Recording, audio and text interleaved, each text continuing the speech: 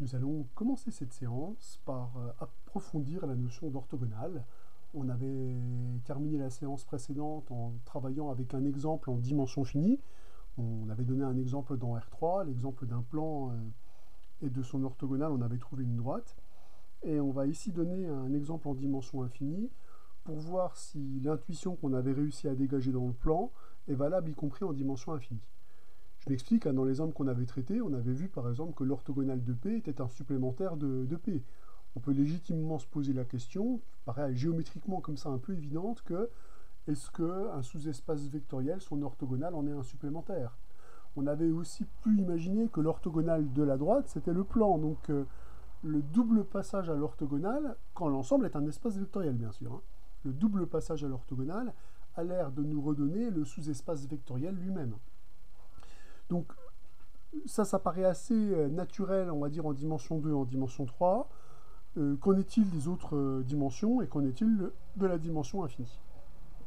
Donc c'est pour ça qu'on va travailler sur l'exercice numéro 8, qui est un exercice qui se passe en dimension infinie, puisque l'ensemble des fonctions continues sur le segment AB est un espace de dimension finie, et on munit cet espace de son produit scalaire usuel. Donc l'objet, c'est de l'étude du sous-espace vectoriel H de E. On doit déterminer son orthogonale, son double orthogonale, et poser la question qu'on s'est posée il y a 30 secondes. Est-ce que H et H orthogonales sont supplémentaires de E?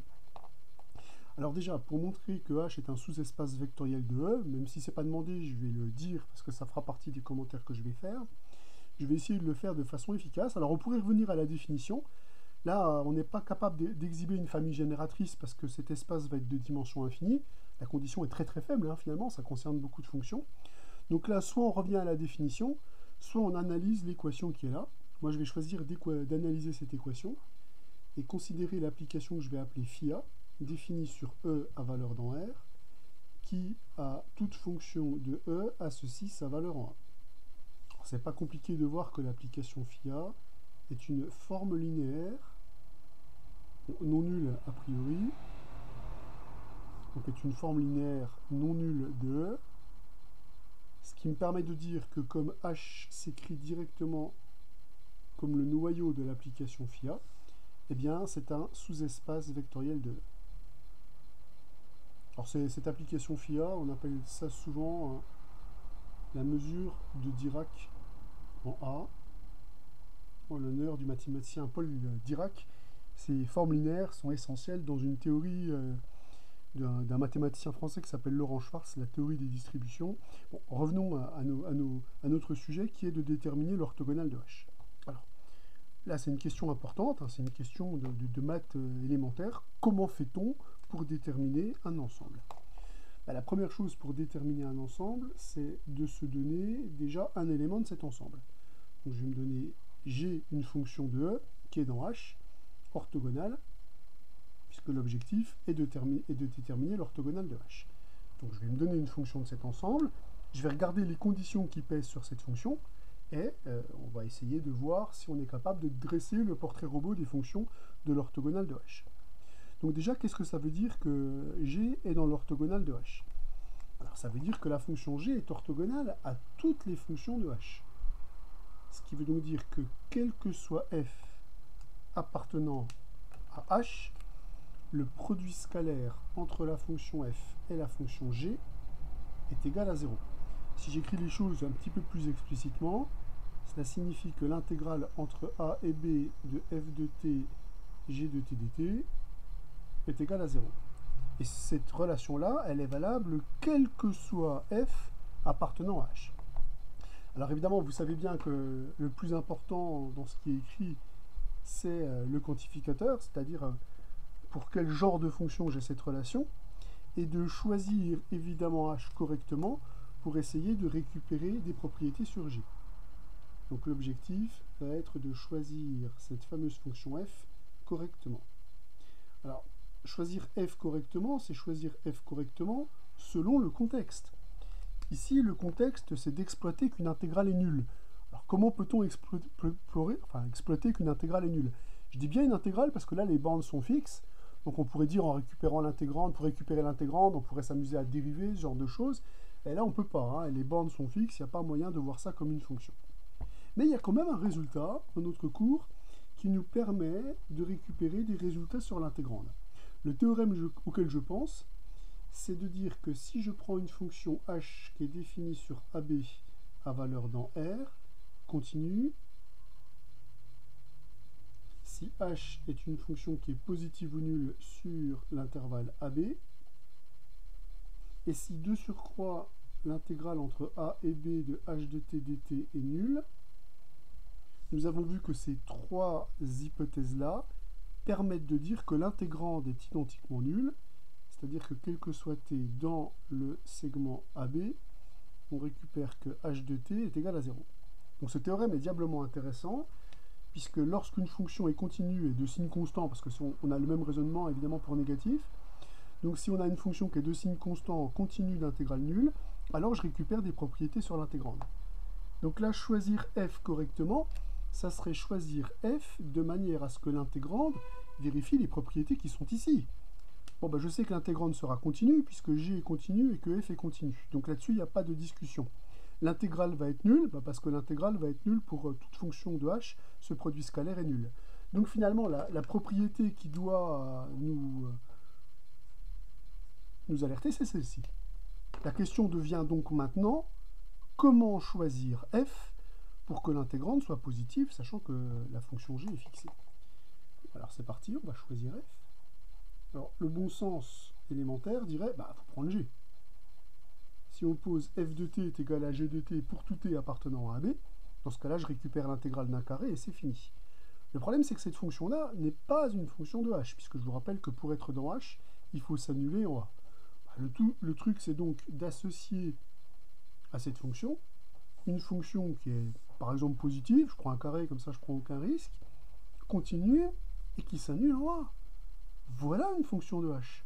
Si je définis la fonction f par ce biais, on construit dès lors une fonction qui est continue et qui s'annule en a, donc on construit une fonction de h.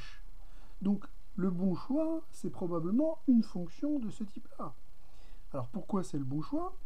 Puisque ce que je récupère avec cette fonction-là, c'est que l'intégrale entre a et b de t moins a au carré fois f de t au carré dt est égale à 0. Seulement l'intégrande, elle est bien positive, donc cette propriété, elle est vérifiée, et l'intégrande, elle est bien continue, donc cette propriété est vérifiée. Donc grâce à ce théorème de l'intégration, on en a vérifié les trois hypothèses, on en déduit donc que l'intégrande est identiquement nulle. Donc on déduit que quel que soit t appartenant à l'intervalle AB, eh bien t moins a au carré fois f de t au carré est égal à 0.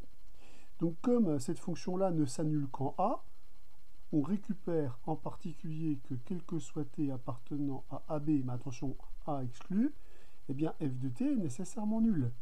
Puisque comme ce terme n'est pas nul, c'est celui-ci. Or, un carré est nul, c'est seulement si le terme est lui-même nul.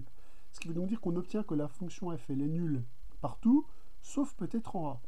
Mais si j'ajoute à ça le fait que f est continue sur le segment AB, donc elle est en particulier continue en a, eh bien, on obtient donc que la fonction f elle est identiquement nulle sur le segment AB, puisque f de a, je peux le voir comme la limite, par exemple, de f de t, où t est strictement plus grand que a, et comme f de t est nul quand t est strictement plus grand que a, on obtient dès lors que f de a est égal à 0 par continuité de f en a, et le fait que f est nul.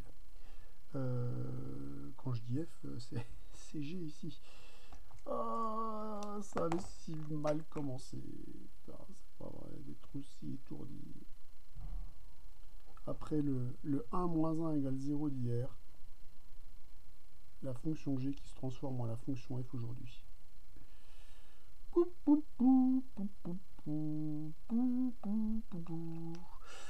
Donc là, la trace blanche, c'est la fonction g.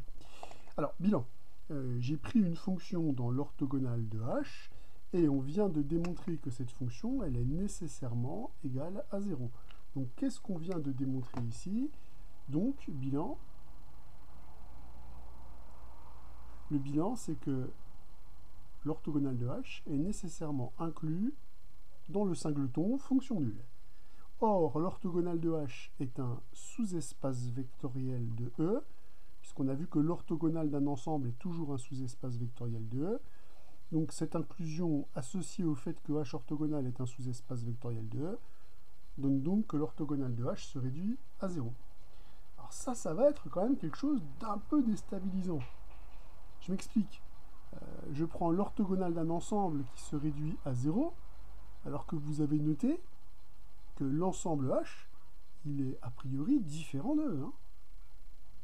Je veux dire, récupérer une fonction qui s'annule pas en A, c'est pas très compliqué.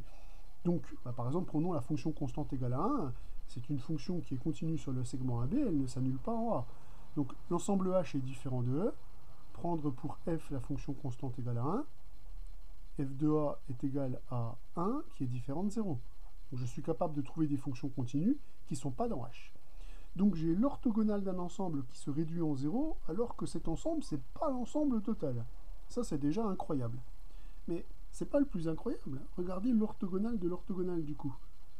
Donc l'orthogonale de l'orthogonale, c'est donc, si je mets les parenthèses comme je devrais les mettre dans la définition, c'est l'orthogonale du vecteur nul.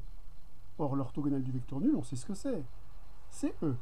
Donc déjà, on a la garantie qu'a priori, l'orthogonale de l'orthogonale sera a priori différent de H, puisque H est différent de E.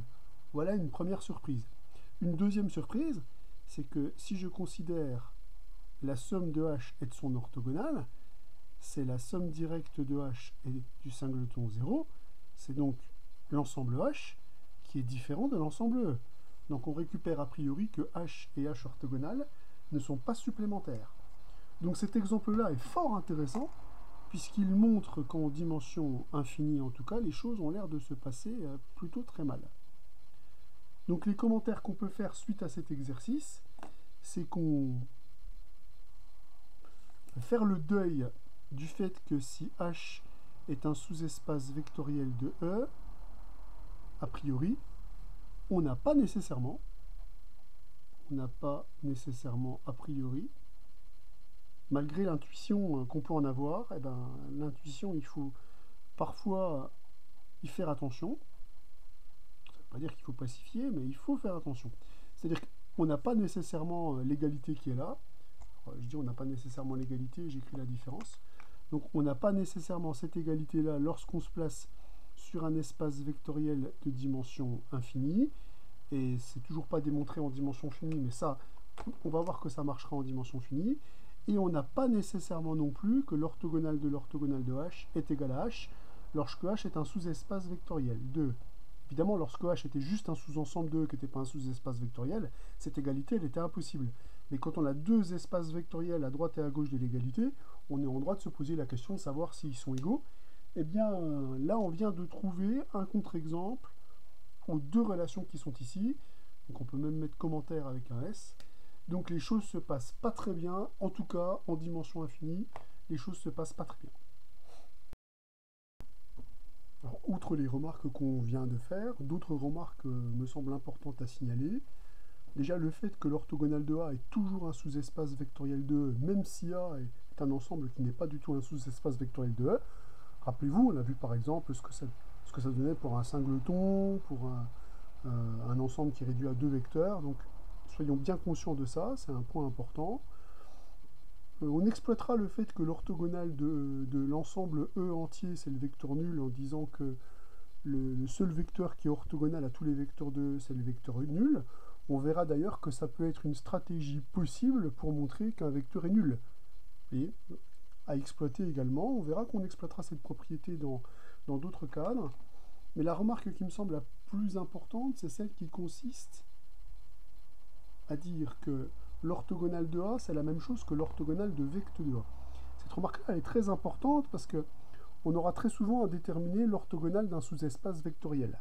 La première question qu'on va se poser quand on aura à déterminer un tel ensemble, c'est est-ce qu'on dispose d'une famille génératrice de f? Puisque le cas échéant, ceci, ça se traduit, alors je dis bien ça se traduit, hein, c'est une traduction, c'est-à-dire que les deux propriétés que je suis en train de donner sont équivalentes.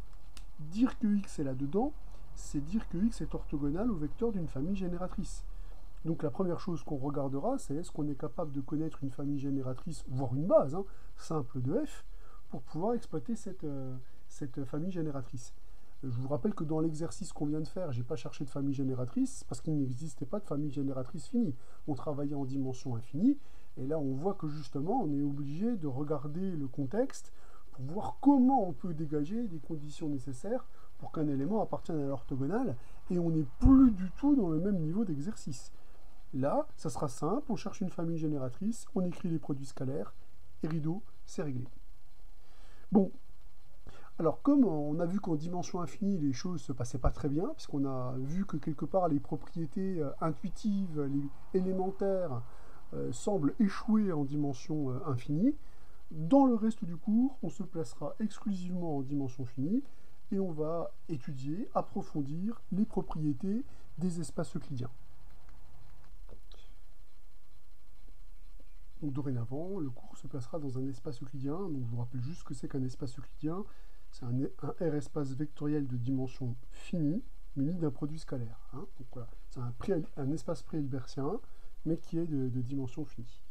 Alors, on avait déjà vu que dans un espace vectoriel en général, la notion de base avait quand même permis de révolutionner totalement l'étude des applications linéaires, l'étude des sous-espaces vectoriels.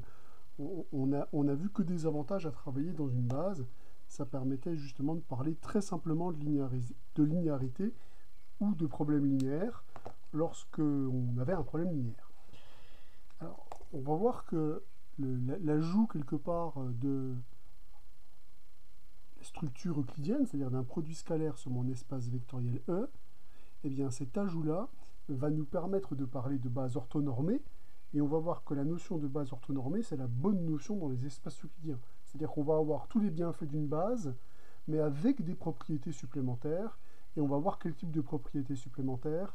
Et là, vous allez voir encore une fois que vous allez imaginer que certains raisonnements vont être possibles, des raisonnements que vous avez pu faire quand vous étiez dans R2, dans R3, et maintenant plus généralement dans Rn. Donc on va voir que travailler dans une base orthonormée, c'est un petit peu comme si on travaillait dans Rn. C'est-à-dire, en gros, un espace euclidien de dimension n, c'est un peu comme Rn à isomorphisme près, mais en plus, ça conserve la plupart des propriétés qu'on a dans Rn. Donc l'enjeu, et vous l'avez bien compris, de taille. Alors commençons par rappeler ce que c'est qu'une base orthonormée. Hein. Donc, je me donne soit E un espace euclidien, donc un espace vectoriel de dimension finie muni d'un produit scalaire. Ici, ce produit scalaire, je l'appelle crochet.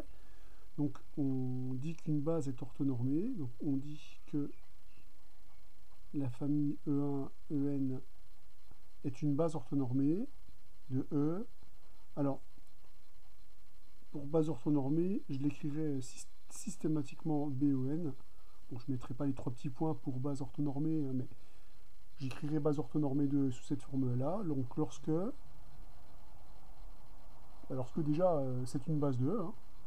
Lorsque c'est une base de E, déjà, première chose, vérifiant, bien vérifiant la propriété suivante, quel que soit J compris entre 1 et N, le produit scalaire de EI par EJ est égal à delta J, le symbole de Kronecker, c'est-à-dire est égal à 1 lorsque I égale J, et 0 si I est différent de J.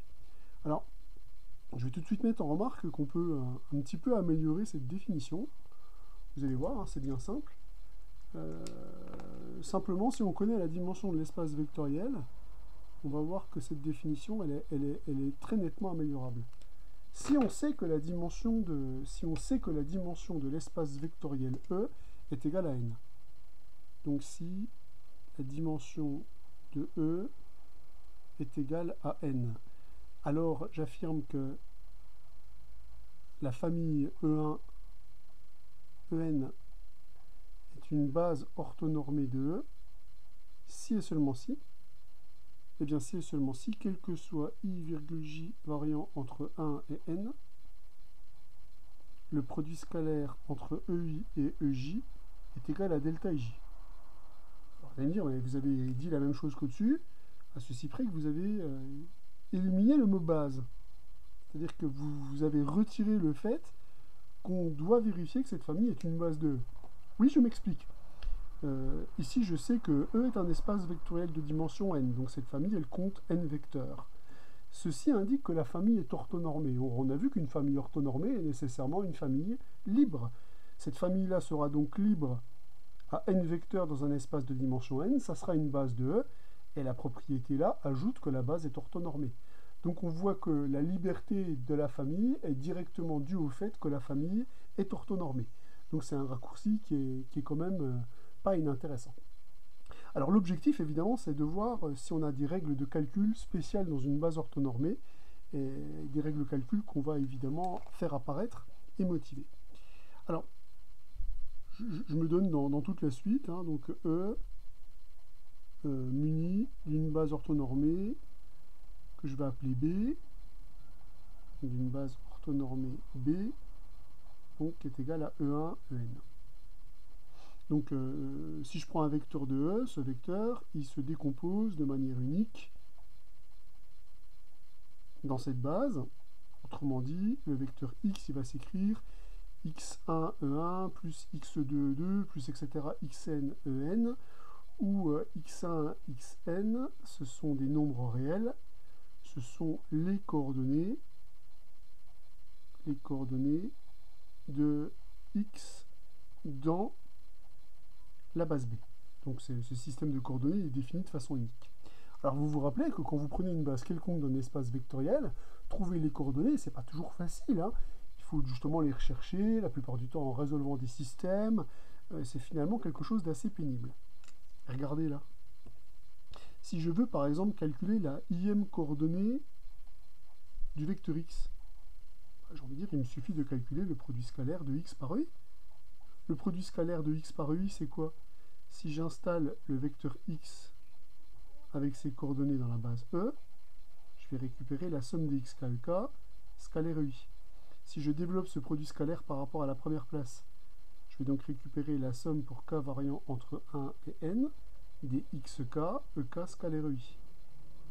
Mais comme la base ici est orthonormée, la seule valeur non nulle que je vais récupérer pour ce produit scalaire, c'est quand k est égal à i. Donc là, on va récupérer xi multiplié par le produit scalaire de i par ei, qui vaut 1. Donc on s'aperçoit finalement que la ième coordonnée de mon vecteur x, elle est très très simple à récupérer. Il suffit de faire un produit scalaire par rapport à ce vecteur de base orthonormé. Cette propriété, nous pouvons la résumer de la façon suivante. Donc si je me donne un vecteur x de l'espace vectoriel E rapporté à une base orthonormée E1, E2, En, eh bien ces coordonnées, c'est simplement les produits scalaires du vecteur x par les vecteurs de cette famille orthonormée. Et c'est l'exemple que vous avez vu par exemple au collège quand vous avez défini les coordonnées d'un vecteur. Vous avez vu que les coordonnées s'obtenaient simplement en faisant les produits scalaires par rapport au vecteur de cette fameuse base orthonormée. Donc l'avantage c'est qu'ici on a des formules closes directes qui nous permettent de calculer les coordonnées de notre vecteur lorsque celui-ci est exprimé dans une base orthonormée.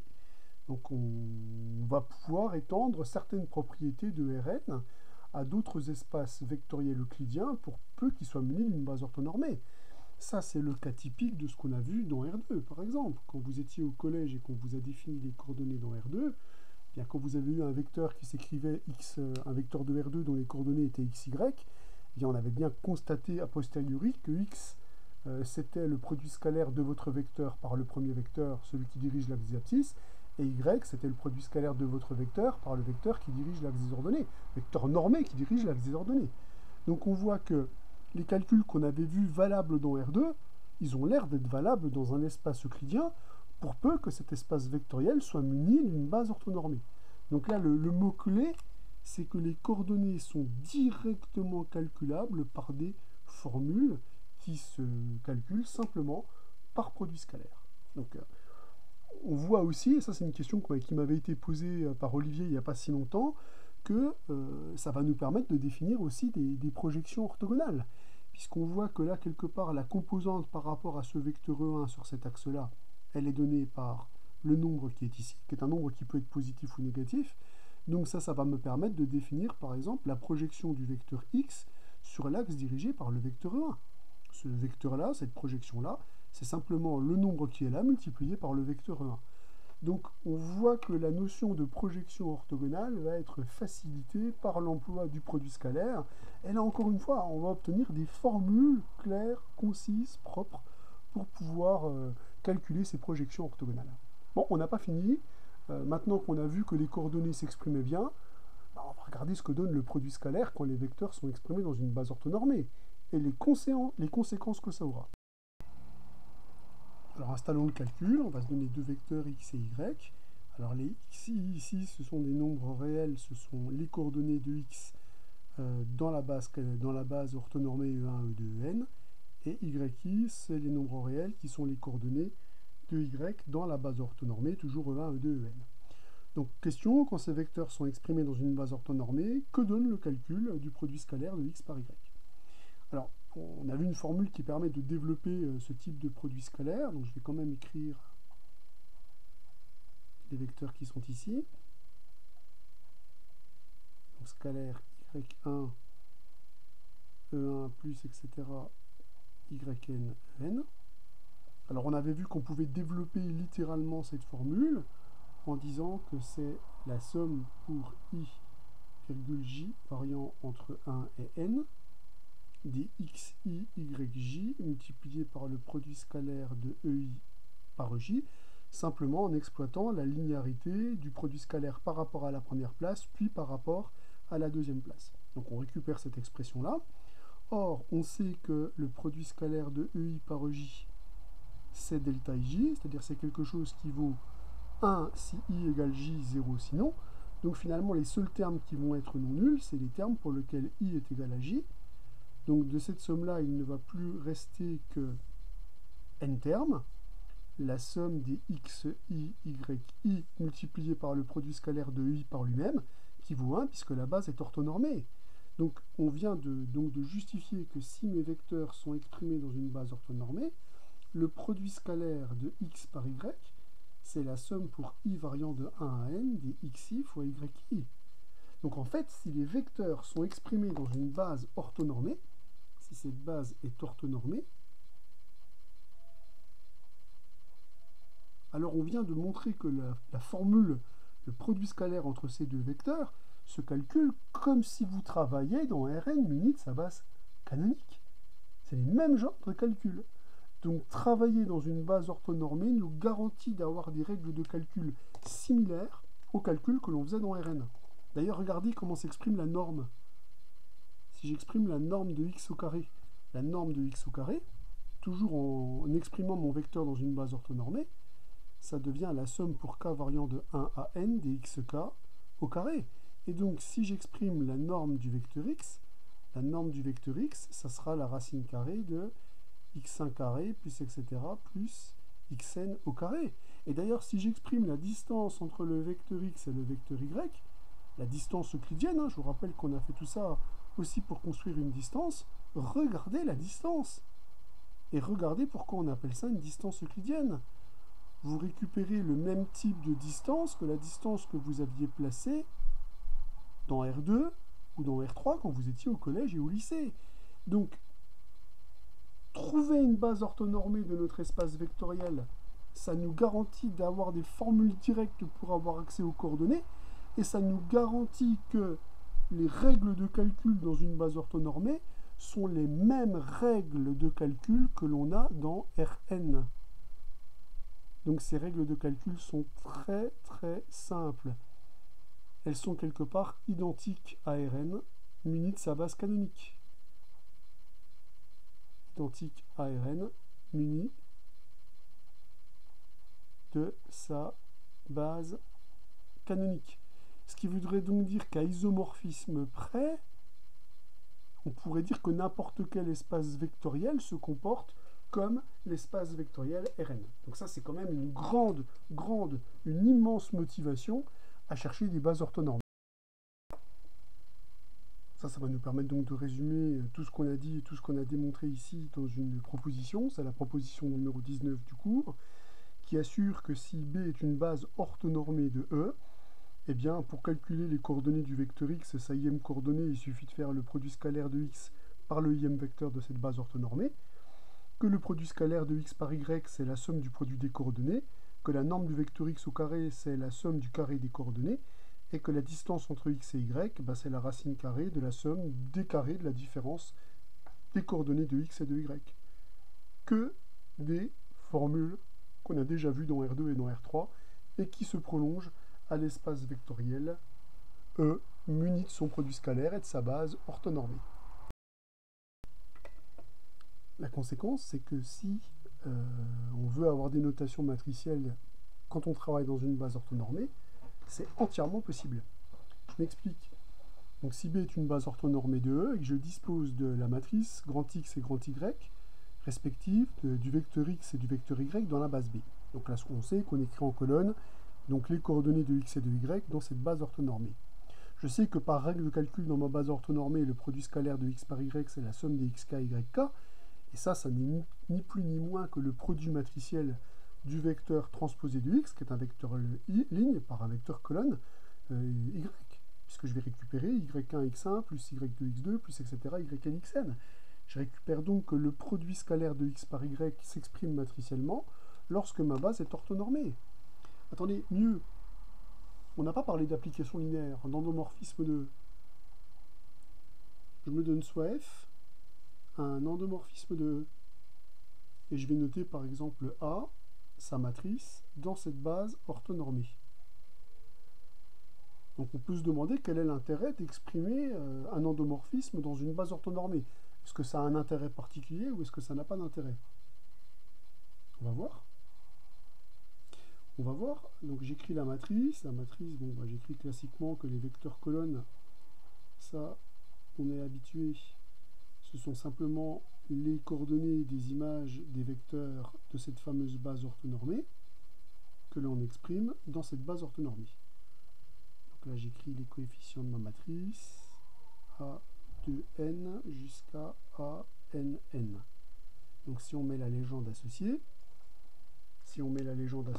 ici on a donc le vecteur f de E1, le vecteur f de 2, le vecteur f de En, que l'on décompose dans la famille E1, E2, En. Alors, je ne sais pas si vous vous rappelez, mais quand on avait voulu expliciter ce que c'était que le coefficient AIJ, pour le coefficient AIJ, on avait dit, bon ben alors ok, il est sur la jème colonne, donc ce truc-là, c'était la coordonnée selon le vecteur UI, puisqu'il se trouvait sur la ième ligne, du vecteur f de j. C'était ce qu'on avait dit. C'était son petit nom. Mais sauf que maintenant, on a une formule, les amis. Puisqu'on sait que quand on travaille, quand on a exprimé le vecteur f de ej dans une base orthonormée, pour avoir sa ième coordonnée, il suffit de faire le produit scalaire par EI. Donc en fait, le coefficient AIJ de cette matrice, on a une formule directe pour y accéder. C'est le produit scalaire de f de EJ par le vecteur EI. Mais attendez, comme la matrice elle est exprimée ici dans la base canonique, le vecteur qui est là, on connaît ses coordonnées, c'est A multiplié par le vecteur EJ. Donc ça en fait, je peux dire que c'est la matrice A multiplié par le vecteur EJ. Le vecteur EJ, je vais vous préciser évidemment ce que c'est. Transposé, multiplié par le vecteur EI.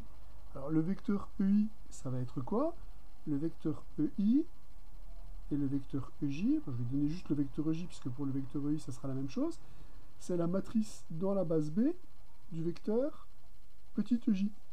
C'est-à-dire, c'est la matrice dont toutes les coordonnées sont égales à 0, sauf en jème position, je vais récupérer 1. Donc vous pouvez récupérer encore une fois une jolie formule qui va me permettre de récupérer le coefficient AUI qui est là.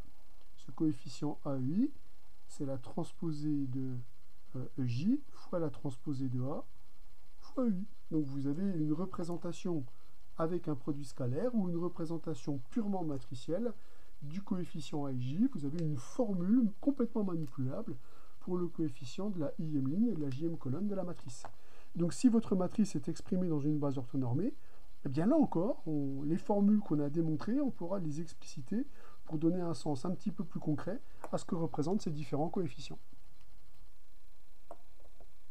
Alors le résultat qu'on va démontrer ici et ses corollaires vont être évidemment les résultats principaux du chapitre.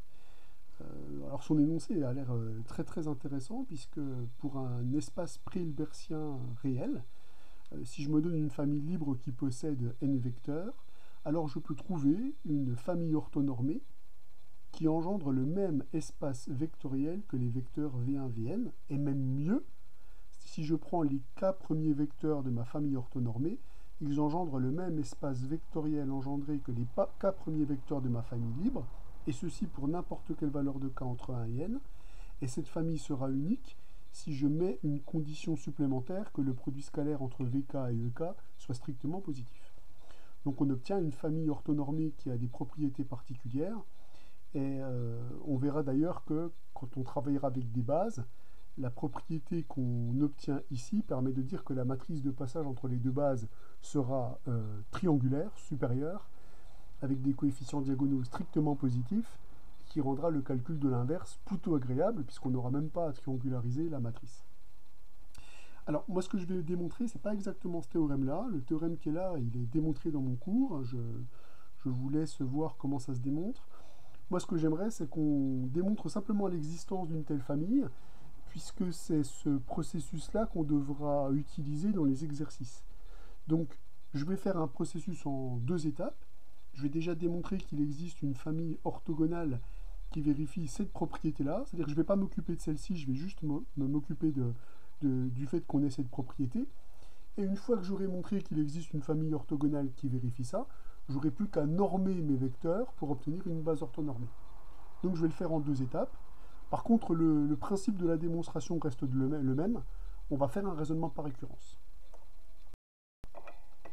Donc la propriété qu'on va chercher à démontrer par récurrence, alors c'est, je vous ai dit, une propriété un petit peu plus faible, c'est-à-dire que je ne vais pas m'occuper ni de l'unicité, ni de la propriété qui donne l'unicité.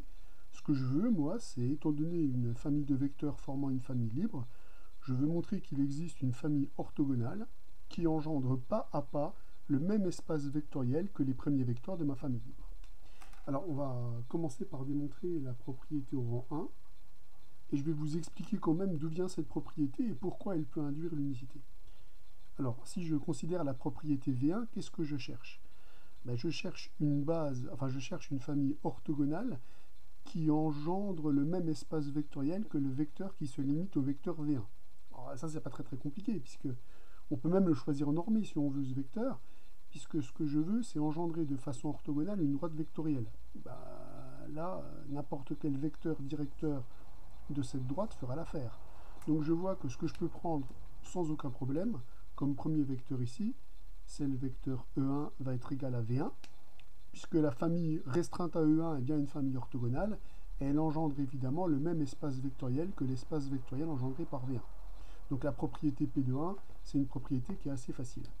Alors pour bien que vous compreniez le procédé, exceptionnellement, je vais démontrer la propriété P de 2 avant d'attaquer l'hérédité. Donc la propriété P de 2, je veux montrer qu'il existe une famille orthogonale qui engendre le même espace vectoriel que l'espace vectoriel engendré par E1, E2. Ça, c'est ce que j'aimerais. Donc là, je vais travailler dans le plan, et imaginez que vous ayez donc un vecteur V1 ici, et un vecteur V2,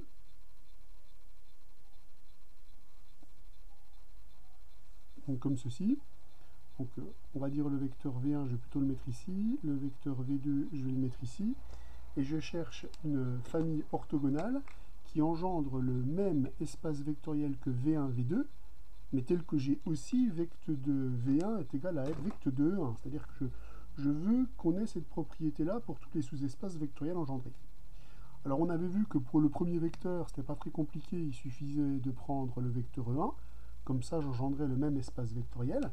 Et pour le deuxième vecteur, eh bien, pour justement ne pas le prendre collinéaire à ce vecteur-là, le vecteur E2, je vais le chercher sous la forme de V2, plus je vais corriger le vecteur V2 avec le vecteur E1 que j'ai déjà construit.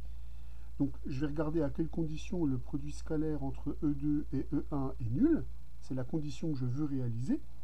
Or, cette condition, elle est réalisée si et seulement si, quand je développe le produit scalaire ici par rapport à la première place, je vais récupérer V2 plus alpha E1 scalaire E1 est égal à 0. Puis en développant le produit scalaire par rapport à la première place, je récupère V2 E1 plus alpha norme de E1 au carré est égal à 0. Donc je récupère comme condition sur le nombre alpha que alpha va être égal à moins V2 scalaire E1 sur la norme du vecteur E1 au carré. Alors je peux bien diviser par la norme de E1, puisque E1 est un vecteur qui est non nul, il est égal à V1, et il n'est pas nul, puisque la famille V1-Vn est une famille libre, hein. Donc elle ne peut pas contenir le vecteur nul. Donc je m'aperçois qu'un vecteur qui s'écrit sous cette forme-là, il n'y en a qu'un seul qui convient, c'est celui avec le scalaire qui est ici. Alors, vous avez vu que tout à l'heure, j'aurais pu prendre un vecteur qui était opposé à V1, mais en prenant un vecteur opposé à V1, je vais récupérer un produit scalaire strictement négatif. Donc on sent bien qu'un vecteur normé, il sera forcément pris dans cette direction-là, et si j'assure qu'il est normé, il n'y en aura qu'un seul. De même ici, on voit que le vecteur qu'on va construire, il va être dans la même direction que le vecteur V2. Donc ici, le vecteur qu'on va construire, on va le corriger, c'est-à-dire il va se retrouver sur cette droite vectorielle, et il va s'écrire comme combinaison linéaire du vecteur E2, enfin du vecteur V2, pardon, plus alpha fois le vecteur V1. Donc on va le retrouver dans la même direction que le vecteur V2, plus alpha fois le vecteur V1. Alors d'ailleurs, on peut même voir qu'ici, le vecteur qu'on construit, c'est exactement ce vecteur-là. Je l'ai fait un petit peu trop haut, puisqu'on voit qu'il s'écrit sous la forme V2, plus alpha fois le vecteur V1. Donc il va directement m'amener dans cette direction-là. Et on voit bien que si on veut qu'il soit dans la même direction que V1, forcément le coefficient va être situé ici et pas vers le bas. Donc là, on a démontré qu'on a bien pu construire un vecteur V2 qui est directement orthogonal au vecteur V1.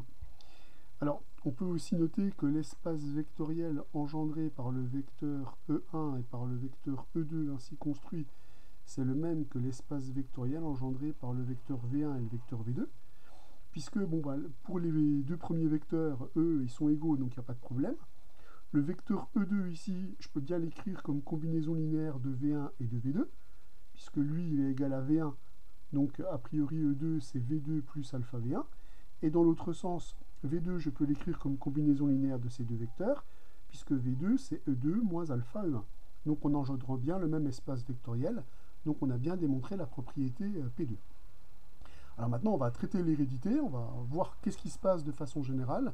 Donc on va démontrer le passage de P de n à P de n plus 1.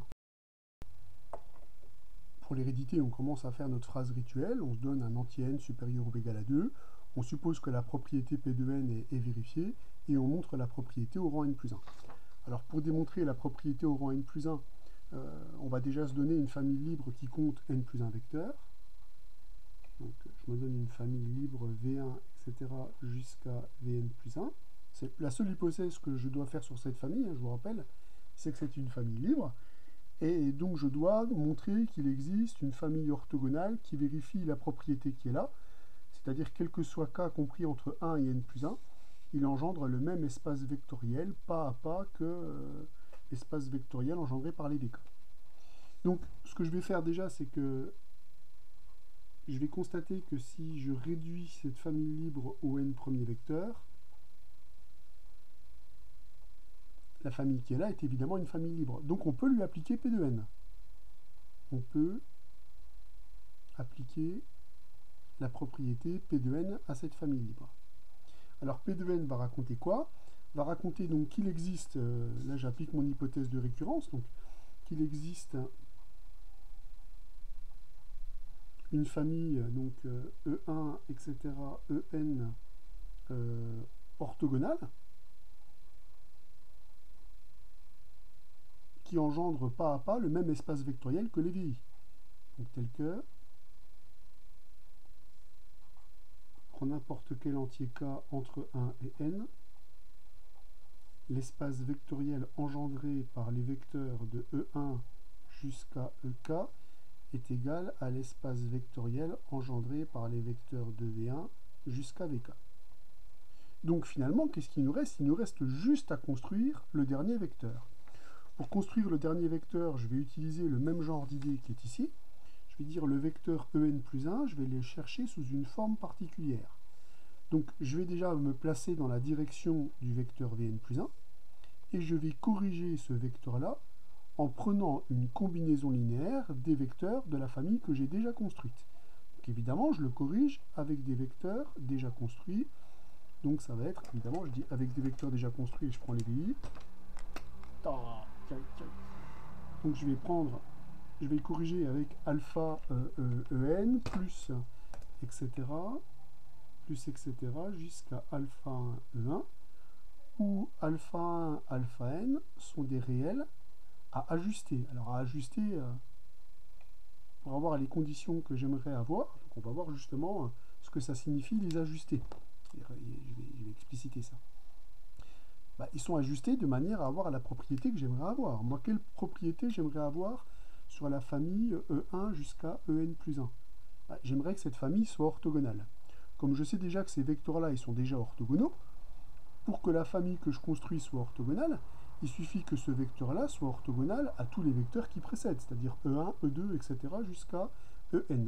Donc je vais regarder à quelles conditions, par exemple, le vecteur En plus 1, il est orthogonal au vecteur E1. Donc le vecteur En plus 1, il est orthogonal à E1 à la condition nécessaire que le produit scalaire entre ce vecteur et le vecteur E1, il est nul. Mais si je remplace le vecteur En plus 1 par ce vecteur-là, et si je développe le produit scalaire par rapport à la première place, je vais donc récupérer le produit scalaire de Vn plus 1 scalaire E1, plus alpha n En scalaire E1, qui est nul, puisque la famille de E1 jusqu'à En déjà construite est orthogonale. Donc vous allez récupérer tout un tas de produits scalaires nuls, sauf alpha 1 E1 scalaire E1, qui lui va me donner la norme de E1 au carré. Donc je vois que la condition qui pèse sur le scalaire alpha 1 pour que le vecteur E1 soit orthogonal au vecteur Vn plus 1, c'est que alpha 1 soit égal à l'opposé de Vn plus 1 scalaire E1 sur la norme du vecteur E1 au carré, vecteur E1 qui est bien différent de 0, puisqu'il forme le vecteur d'une famille libre, donc je vous rappelle qu'il doit être absolument différent de 0. Alors évidemment, les conditions, j'ai regardé pour le vecteur E1, mais ça serait plus habile de dire, ok, je vais fixer maintenant I entre 1 et n, et je vais regarder la condition qui pèse sur le scalaire alpha I. Et bien en fait, cette condition, c'est la condition qui doit imposer le fait que le vecteur En plus 1 et le vecteur EI doivent être orthogonaux. Si ces vecteurs sont orthogonaux, ça veut dire quoi? Ça veut dire que le produit scalaire entre En plus 1 et EI est nul, avec En plus 1, le vecteur qui est ici. Donc là, je détaille un petit peu ce que j'ai fait au-dessus, mais en même temps, je fais un calcul plus général.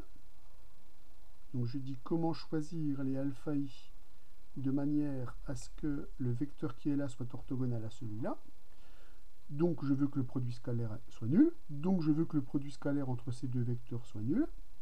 Je développe donc le produit scalaire. Je vais récupérer par les règles de développement du produit scalaire ici la linéarité par rapport à la première place. Je vais récupérer Vn plus 1 scalaire EI, plus alpha n En scalaire EI, qui est nul, plus alpha n moins 1 En moins 1 scalaire EI, qui est nul, plus etc. jusqu'à alpha i EI scalaire EI, qui lui est a priori non nul, puisque je récupère ici la norme de I au carré. Donc voilà ce que je récupère. Là, il y a un plus en trop là. Je ne sais pas ce qu'il fait là. Voilà. Et donc la condition qui pèse sur alpha i pour que cette relation soit nulle, c'est donc que alpha i soit égal au produit scalaire entre Vn plus 1 et EI sur la norme de EI au carré. Donc je vois que j'ai réussi à trouver une condition nécessaire et suffisante sur alpha i pour que le vecteur En plus 1 soit orthogonal à alpha i, et cette condition nécessaire et suffisante, la voici.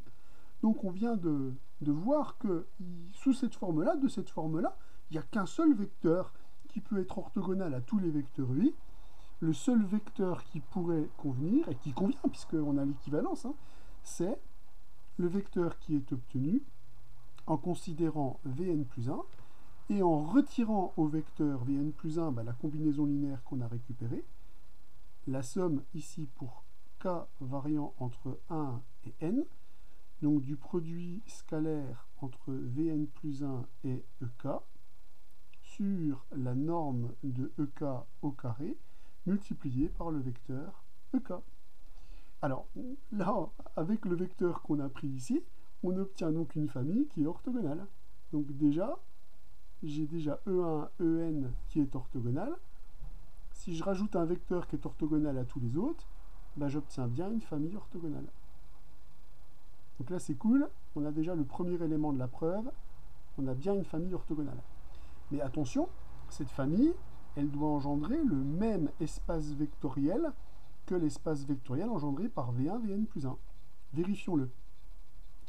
Eh bien, si je considère l'espace vectoriel engendré par V1, etc., Vn, Vn plus 1. Déjà, ça, comme je sais que l'espace vectoriel engendré par V1, Vn, c'est le même que l'espace vectoriel engendré par E1, En, ça, c'est l'espace vectoriel engendré par E1, etc., En, virgule Vn plus 1. Puisque tous ces vecteurs-là, ils s'écrivent comme combinaison linéaire de ces vecteurs et réciproquement. Mais le vecteur Vn plus 1, lui, si je lui retire cette combinaison linéaire des EI, j'obtiens toujours une famille génératrice. Puisqu'à un vecteur d'une famille génératrice, je peux ajouter ou retrancher une combinaison linéaire des autres vecteurs. Comme le vecteur En plus 1, c'est lui moins une combinaison linéaire des vecteurs d'avant, j'obtiens donc directement, par les règles de conservation d'une famille génératrice, que l'espace vectoriel engendré par ces n vecteurs, c'est le même que l'espace vectoriel engendré par ces mêmes vecteurs. J'ai donc bien la propriété que je voulais, puisqu'il me manquait plus que la relation pour k égale n plus 1, et cette relation pour k égale n plus 1, on l'obtient directement par cette formule-là. Donc, on peut bien maintenant dire que la propriété au rang n plus 1 est vraie. Et le bilan qu'on peut faire à chaud là, de l'hérédité, c'est qu'en plus, on a une formule. Je veux dire, on a été capable de construire le vecteur En plus 1 en fonction des autres vecteurs. Donc, il ne faut pas oublier que le processus qu'on a mis en place, non seulement il montre qu'une telle famille orthogonale existe, mais en plus, on l'a construit avec une formule qui est explicite. Alors maintenant, comment on fait pour obtenir une base orthonormée? Puisque pour l'instant, j'ai juste une famille orthogonale. Bien, pour obtenir une base orthonormée, il suffit de normer les vecteurs qu'on a construits. Donc pour obtenir une base orthonormée de l'espace vectoriel engendré par les vecteurs, donc V1, etc., jusqu'à Vn plus 1, eh bien, il suffit de remplacer les vecteurs EI par les vecteurs epsilon, les vecteurs EI, par les vecteurs EI sur la norme de EI, puisque ces vecteurs-là seront normés, et ils vont engendrer exactement le même espace vectoriel qu'ici, puisque si je multiplie chaque vecteur ici par un scalaire non nul, évidemment, je vais conserver une famille génératrice de l'espace vectoriel associé. Donc, le processus qu'on a mis en place, il nous permet d'obtenir une famille orthogonale, et pour obtenir une famille orthonormée, il suffira de normer les vecteurs pas à pas. Sachant qu'en plus, vous voyez que c'est pas plus compliqué de ne pas normer les vecteurs au fur et à mesure, puisque de toute façon, on sera contraint à calculer la norme des vecteurs EK pour pouvoir justement récupérer le vecteur suivant. Donc finalement, choisir de travailler avec une famille orthogonale puis normer les vecteurs, c'est pas plus coûteux, il n'y aura pas plus de calculs ou pas moins de calculs, ça sera exactement les mêmes calculs. Mais on verra que dans la pratique, on aura intérêt à orthogonaliser les vecteurs le plus tard possible, puisque malheureusement des racines carrées vont apparaître un petit peu partout, et ça risque de compliquer arbitrairement les calculs. Donc voilà le processus de Gram-Schmidt, voilà le magnifique procédé de Gram-Schmidt qu'on va mettre en place sur des exemples.